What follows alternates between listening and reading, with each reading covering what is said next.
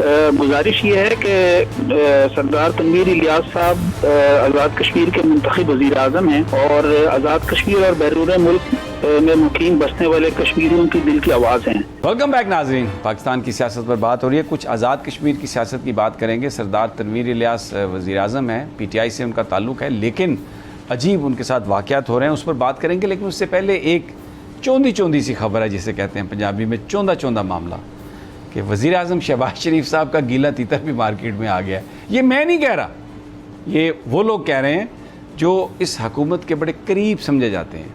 और अब या तो कोई उनकी आपस में कोई राइवलरी हो सकती है, कोई जेलसी हो सकती है।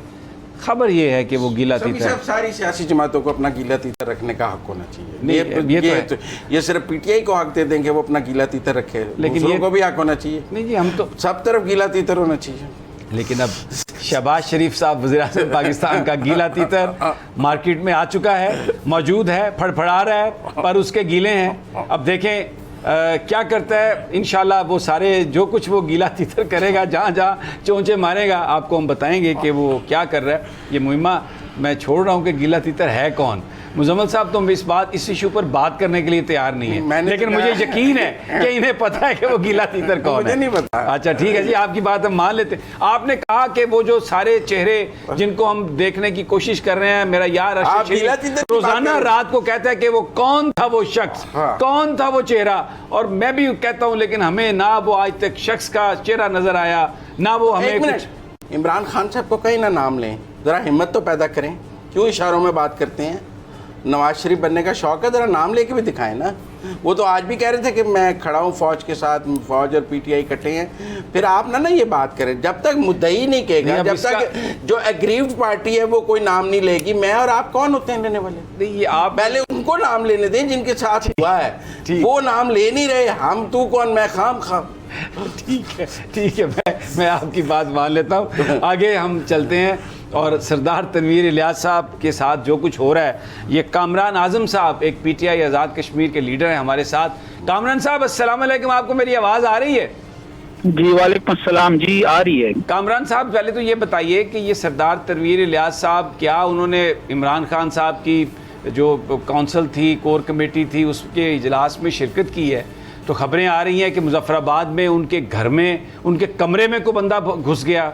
फिर उसके बाद यहाँ पर भी इस्लामाबाद में भी पुलिस जो है वो गई है, वहाँ पर बदतमीज़ी हुई है, उनके घर वो मौजूद नहीं थे। क्या ये सब हो रहा है? और ये भी पता चला है कि आप लोग यहाँ पर जो पार्लियामेंट है उसके सामने जो MLAs हैं, आज़ाद कश्मीर लेजिस्लेटिव असम्बली के जो मेंबर हैं, वो यहाँ पर एहतजाज करने आ रहे हैं। ये सब है क्या? कौन ये करवा रहा है कामरान साहब? सबसे पहले तो समी इब्राहिम साहब, मैं आपका इंतहाई मशकूर हूँ कि आपने एक इंतहाई अहम मौजू की तरफ जो है आज मुझे लाइव लिया है। गुजारिश ये है कि सरदार तनवीर इलियास साहब आज़ाद कश्मीर के मुंतखब वज़ीर आज़म हैं और आज़ाद कश्मीर और बैरून मुल्क में मुकीम बसने वाले कश्मीरियों की दिल की आवाज़ हैं। और जिस तरह आपने अभी अपने इंट्रो में भी बताया कि इस वक्त जो है उन पर इस तरह की अगर कोई अटेम्प्ट या साजिश की जाती है तो ये यकीनन हम सब के लिए एक इंतहाई तशवीश है। इस पे हमें, जिस तरह आपको भी पता है कि इस वक्त तहरीक आज़ादी कश्मीर इंतहाई नाजुक मोड़ पर है और मौजूदा आज़ाद कश्मीर की गवर्नमेंट, जिसमें सदर रियासत हमारे बैरिस्टर सुल्तान महमूद चौधरी साहब और सरदार तनवीर इलियास साहब ने गुज़िश्ता दिनों सारी आज़ाद कश्मीर क़यादत और हुर्रियत क़यादत को एक प्लेटफॉर्म पर जमा करके मोदी सरकार के खिलाफ एक मौसर आवाज़ उठाई। और जो हालिया यासीन मलिक साहब की जो सजा का मामला था, इसमें भी जो है एक मौसर आवाज़ यहाँ से उठाई गई बेस कैंप से, और इससे हम ये समझते हैं कि कश्मीरियों के हौसले बुलंद हुए हैं और तहरीक आज़ादी कश्मीर को तक़वियत मिली है। तो इस मौके पर अगर रियासत के मुंतखब वज़ीर आज़म पर इस तरीके से साजिश या अटेम्प्ट की जाएगी तो यकीनन न सिर्फ PTI बल्कि हमारे जितने आज़ाद कश्मीर के जो अवाम है और खुसूसन बैरून मुल्क जो कश्मीरी हैं, इन सब को इस पर शदीद तरीन तहफ़्फ़ुज़ात हैं। और हम ये मुतालबा करते हैं कि हमारे राज्य में इनकी फूल प्रूफ सिक्योरिटी के इंतजाम जो है वो होने चाहिए। और ये तो हम अभी कहना जो है वो कबल वक्त होगा कि ये क्या मामला है, लेकिन हम ये मुतालबा करते हैं कि इसकी एक जो है वाक़े की एक बड़ी मुस्तहकम और बड़ी अच्छी इंक्वायरी होनी चाहिए ताकि जिम्मेदारान सामने आए। अच्छा ये बताइए कामरान साहब ये बताइए कि ہفتے والے دن آپ لوگ یہاں پارلیمنٹ کے سامنے جو آپ کے ایم ایل ایز ہیں پی ٹی آئی کے، اور مجھے یہ بتایا گیا کہ شاید اس میں اپوزیشن کے لوگ بھی ہیں، آپ دھرنا دے رہے ہیں، یہاں پر احتجاج کر رہے ہیں؟ ابھی ہمارا جو پروگرام ہے وہ احتجاج کا، ہم نے جو پورے آزاد کشمیر میں ہم احتجاج ریکارڈ کروائیں گے جتنے ہم کارکنان ہیں، اور ابھی اسلام آباد کا بھی ہمارا ہے پروگرام کہ ہم اس سلسلے میں مؤثر ایک احتجاج ریکارڈ کروائیں گے کہ اس طریقے سے اگر ریاست کے وزیر اعظم کو اس طریقے سے اگر خطرہ پیش ہوگا تو یقیناً اس میں ہم سب جو آزاد کشمیر کے عوام ہیں اور جو ہم پی ٹی آئی کے ممبران ہیں، ہم لوگوں کو اس سے بہت زیادہ تشویش ہے کہ ایسا نہ پہلے کبھی ہوا ہے اور اب بھی جو ہے اگر اس طرح کی کوئی سازش، یقیناً اس میں ہم لوگوں کے لیے بہت زیادہ جو ہے وہ لمحہ فکری ہے۔ بہت شکریہ کامران صاحب، بہت شکریہ۔ رانا طاہر صاحب، یہ تو بڑی ایک عجیب بات ہے، یہاں پر بھی ان کے گھر پولیس آئی ہے، وہاں پر سیکیورٹی کا کراس ہو گیا مظفر آباد میں، یہ آپ کیا کہیں گے؟ آپ کے پاس کیا انفارمیشن ہے؟ جی سمیع صاحب، دیکھیں آپ بالکل صحیح کہہ رہے ہیں کہ یہ پرائم منسٹر ہاؤس مظفر آباد جو ہے اس کے باہر پورا سیکیورٹی کا انتظام ہوتا ہے۔ ایک نامعلوم شخص کا اس طریقے سے جب وہ سو رہے تھے ان کے کمرے کے اندر تک پہنچ جانا یہ واقعتاً بہت باعث تشویش بات ہے، اور P T I Azad Kashmir کے جو رہنما بھی بات کر رہے تھے ان کا یہ کہنا اور مطالبہ کرنا بالکل جائز ہے کہ اس معاملے کی ایک شفاف انکوائری ہونی چاہیے کہ یہ سیکیورٹی بریچ کیسے ہوا۔ اس واقعے کے بعد آزاد کشمیر کے 2 ڈی آئی جی صاحبان جو ہیں ان کو بھی معطل کیا گیا ہے، وزیر اعظم کے پرنسپل سیکرٹری کو بھی معطل کیا گیا ہے۔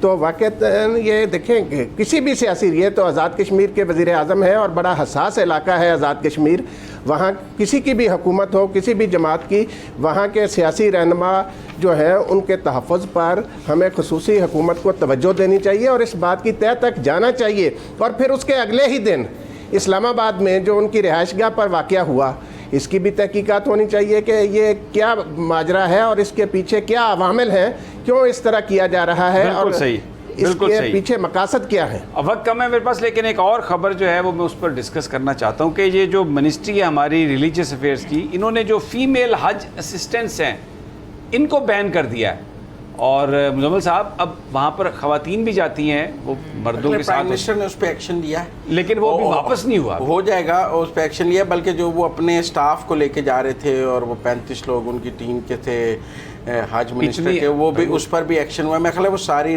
لسٹ ہی ریوزٹ ہو رہی ہے، لیکن 48-72 آورز میں نئی لسٹ آ جائے گی۔ مولانا فضل الرحمان کی پارٹی کے پاس ہے ریلیجیس منسٹری، نہیں ریوزٹ ہو جائے گی، میں آپ کو کہہ رہا ہوں۔ تو یہ مولانا صاحب یہ لوگ اعتراض اس پر نہیں کریں گے؟ ان کی جماعت سے کیوں خواتین ایم این ایز نہیں آتی ہیں؟ ان کی جماعت کی خواتین حج کرنے نہیں جاتی ہیں؟ ان کے پرسنل جو گن مین ہیں، جو ان کا سارا سٹاف ہے، جن کو وہ مولانا خرچے پہ چلے جائیں گے، ایسی کون سی بات، پے کر کے چلے جائیں گے۔ تو پہلے کیوں نہیں یہ سوچا کہ وہ اپنے خرچے پہ چلے جائیں؟ پرائم منسٹر نے اس پہ پہلے تو ایکشن لیا ہے، اور پرائم منسٹر نے ان کو اس پر ایکشن لیا ہے اور ان کو لسٹ ریوزٹ کرنے کا کہا ہے۔ میرے خیال میں لسٹ ریوزٹ ہو جائے گی۔ اگر نہ ریوزٹ ہونی ہوتی تو اس کولیشن گورنمنٹ میں پرائم منسٹر ایکشن نہ لیتے اور یہ بات خبر نہ آتی کہ انہوں نے، مطلب ہے مولانا وہ درگزر کر دیتے، درگزر نہیں کیا تو ریوزٹ ہو رہی ہے۔ اس کا مطلب ہے مولانا فضل الرحمان مولانا سے پوچھ کر کہا ہے پرائم منسٹر نے۔ میں یہی عرض کر رہا تھا کہ یہ ایسا لگ رہا ہے کہ مولانا فضل الرحمان سے اجازت لے کے بالکل انہوں نے کہا ادھر بلاؤ بھی ذرا میں لسٹ کو دیکھ لوں۔ کر رہا ہوں بالکل، ان سے پیج ہے وہ اور فضل الرحمان اور شہباز شریف اس کے وہ اوپر ایک جگہ پہ۔ آپ سیم پیج میں یا پہلے تھے؟ میرا خیال ہے وہ تو پہلے دن سے سیم پیج پہ تھے، باقی لوگ بعد میں آئے ہیں اس پیج پہ، ٹھیک ہے نا۔ بڑی اچھا، یہ پیپلز پارٹی اور نون لیگ جو ہیں، ان کا جو پنجاب میں وہ وزارتوں والا سارٹ آؤٹ ہو گیا؟ زرداری صاحب گئے تھے، ان کا انٹرنل ایشو تھا۔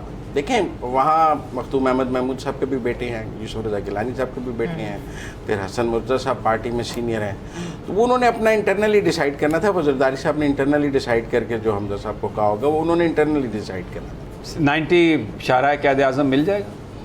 مل جائے گا، کوئی ایسی بات۔ اچھا پھر تو اگر اڈا مل جائے ہر چیز کرنے کے لیے تو پھر تو ٹھیک ہے، ظاہر ہے پارٹی لوگوں نے آنا ہے۔ اصل میں سب انتظار ہے پنجاب میں 17 جولائی کا، اگر ترین صاحب کے بھی لوگ آ جاتے ہیں انہوں نے بھی اکوموڈیٹ ہونا ہے، وہ جو 17-18 لوگ 15 لوگ اگر جیت گئے، اگر نہ جیت سکے تو اور منظرنامہ ہوگا، لیکن پیپلز پارٹی بڑی کولیشن پارٹنر ہوگی، وہ جو مانگے گی اسے ملے گا، کیونکہ مرکز چلانا ہے، مرکز کو ڈبونا تھوڑی ہے۔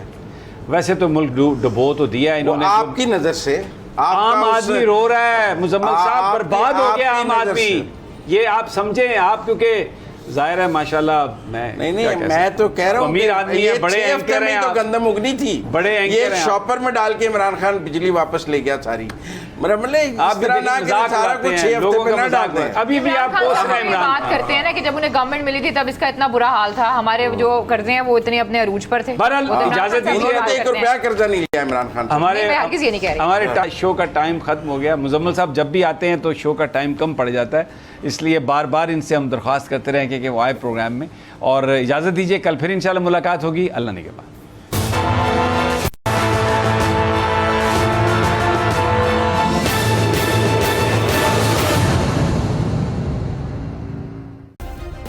سبسکرائب کریں اور بیل دبائیں تاکہ کوئی خبر رہ نہ جائے.